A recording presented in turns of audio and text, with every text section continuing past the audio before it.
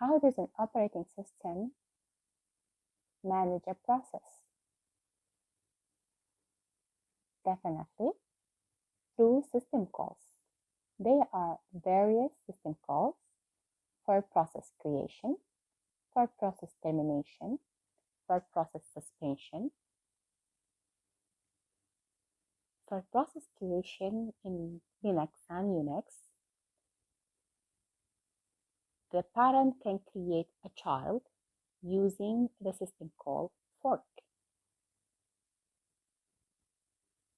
A parent process creates a children process, and children processes are able to create their own children processes according to need, forming a tree.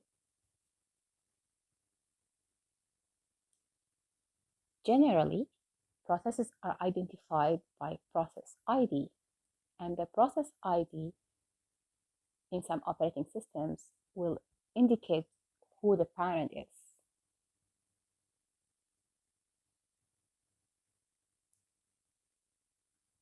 As we have said, a new process can only be ready if it's granted the resources that it needs to be executing.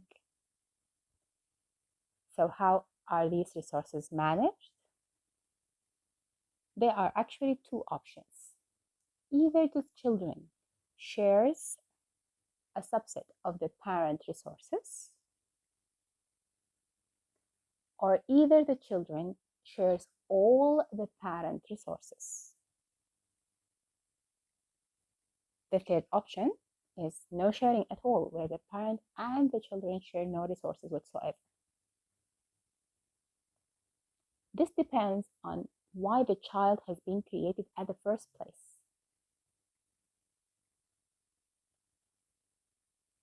If we went back for the example of the Microsoft Word, if the child was created to save the contents of a Word file, then this child will share the data section with the parent because it needs access to the file in order to save it.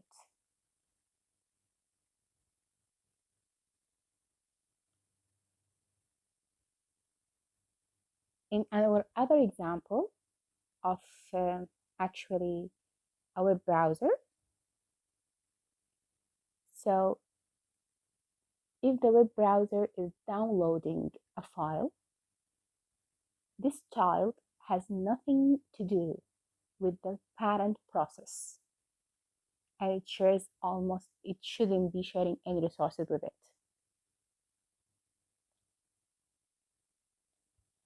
In terms of execution, there are two options, and this, as I've said, depends on why the child has been created at the first place. It's either the parent and the child are executing concurrently at the same time, or the parent has to wait for the child to finish execution and return the control to the parent. And again, in Microsoft Word example, if the child is saving the file, then the parent must wait until the child finishes saving, writing the whole file to the hard disk until it's executing again.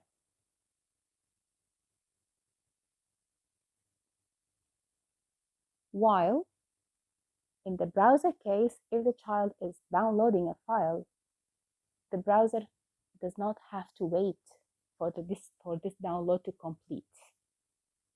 It can do other things while this download is happening.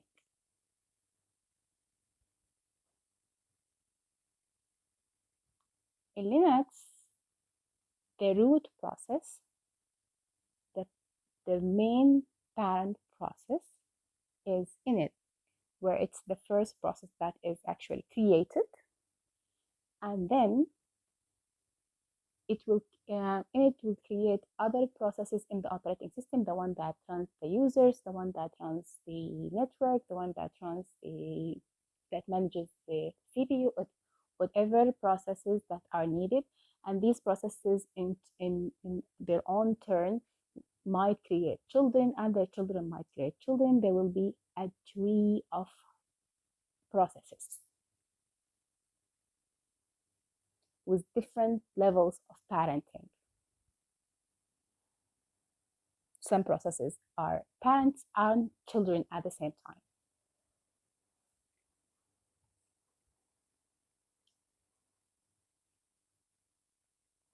When a child is created, it will either duplicate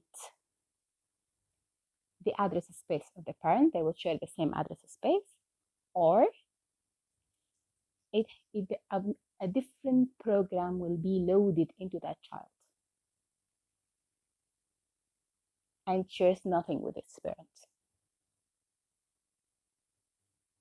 In Unix, fork system call creates a new process, where exit system call is used after fork to replace the process memory space with a new program.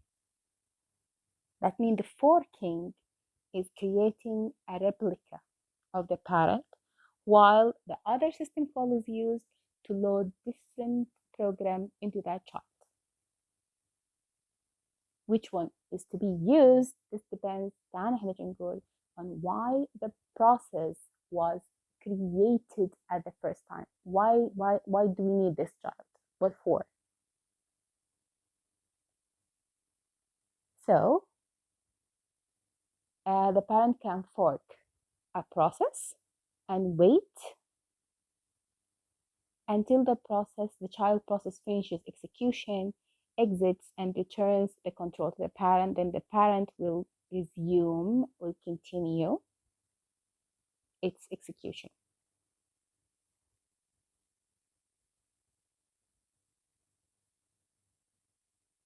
This is about creation. So what about termination? The process can actually terminate normally after it finishes execution, and then it will use the exit system call, or it will be terminated by the operating system by aborting the process.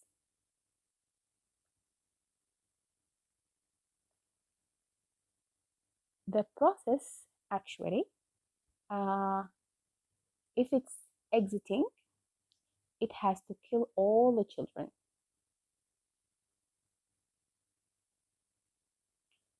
If it's aborted, the operating system will kill the children for it.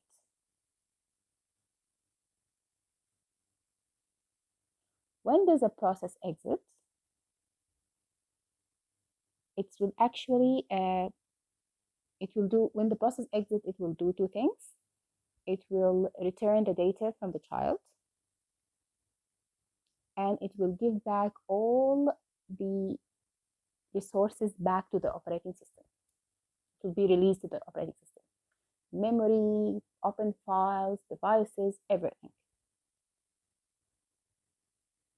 If the parent was terminated by the operating system,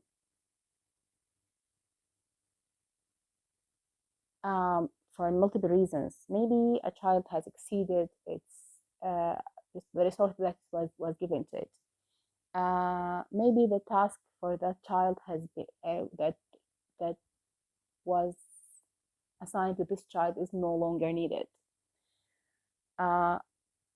Maybe the parent of the child who wants to kill it is actually exiting the operating system, has finished execution, or is causing problem to its parent, and so its parent is supporting it.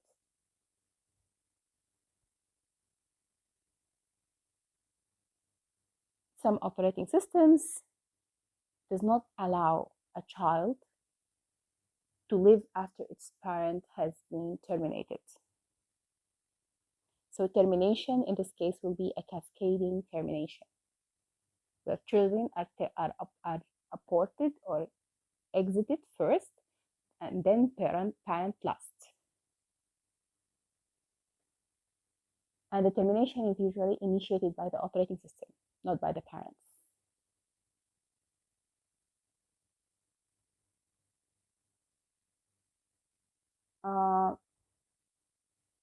The parent process may wait for termination of a child before it exits.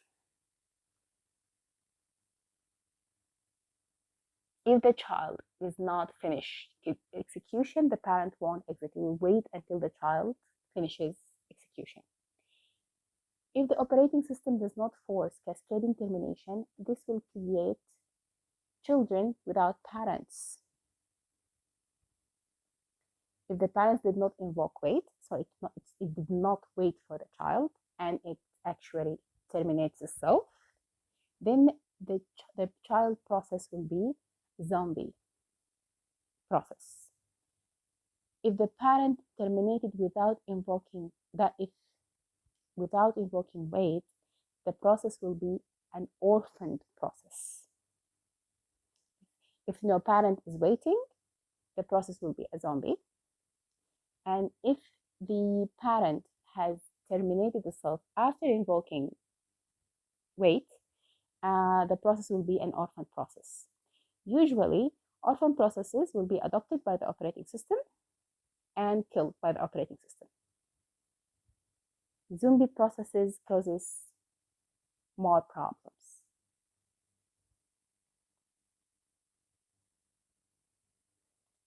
A very good example on how multi-processes and multitasking is done is Chrome browser, actually.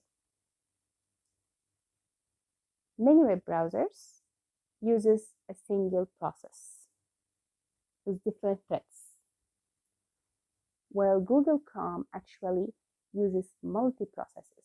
Google Chrome have three main processes: the browser that manages the user interface and the network input-output, the renderer, and this is actually running the Java code, the HTML code, and this one is there is a renderer created for each website opened by the browser.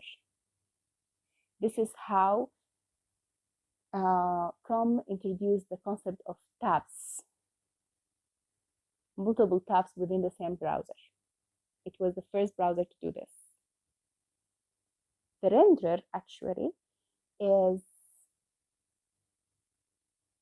because it executes scripts, and that might create security hazard, is being controlled by running in a sandbox. That is a controlled environment that allows the execution of the code without actual interaction with the main application. And then there is the plugins that allows the voice and the video and the documents to be displayed within the browser. And this is your assignment for today. You will look into Chrome, Firefox, and Safari as example for browsers and how they actually work in 2 pages with no comparison. This is all for today, and next lecture, inshallah, we will be discussing inter-process communication. Thank you very much.